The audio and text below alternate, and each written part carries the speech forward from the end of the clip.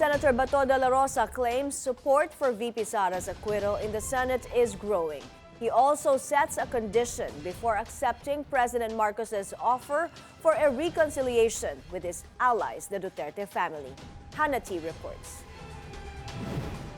Senator Bato de la Rosa is not buying the president's call for reconciliation with the Duterte camp, not while ICC investigators are still in the country.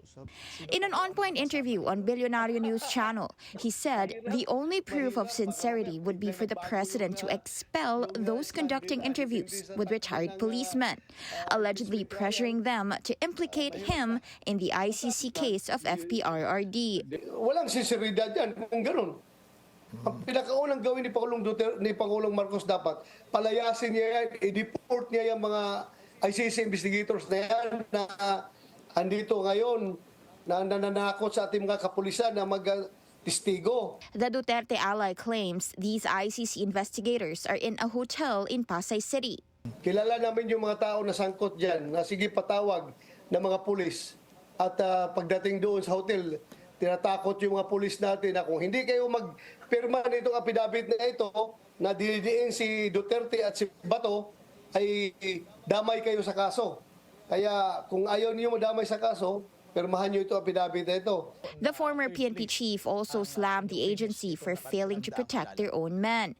He plans to file a resolution in the 20th Congress to call for a Senate investigation. I hope the PNP should take care of its people. Yun ang tingin ko. Bakit lang ginaganon yung mga tao nila? The PNP and Malacanang have yet to comment on the matter. As impeachment proceedings against Vice President Sara Duterte is getting near, De La Rosa says support for her acquittal in the Senate is not only holding, it's actually growing.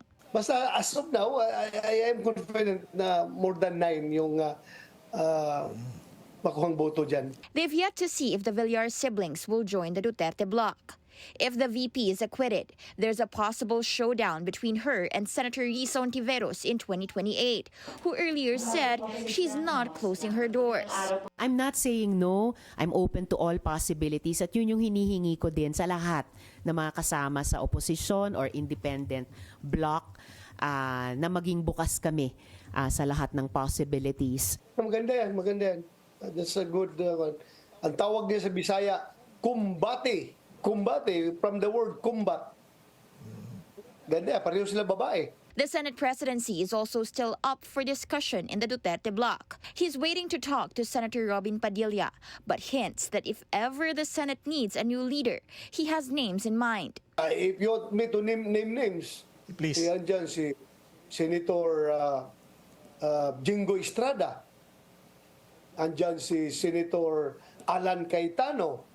Mga magagaling yan na given the chance na mag-lead ng Senado, magagaling yan sila. At pwede ko rin sabihin si Senator Bungo, pwede rin. At ang aming dating Senate President na si Mig Subiri. De La Rosa says Senator Cheese Escudero is doing well as Senate President, but whoever takes over, he hopes they'll defend the Senate's independence. Hannah T. Billionario News Channel.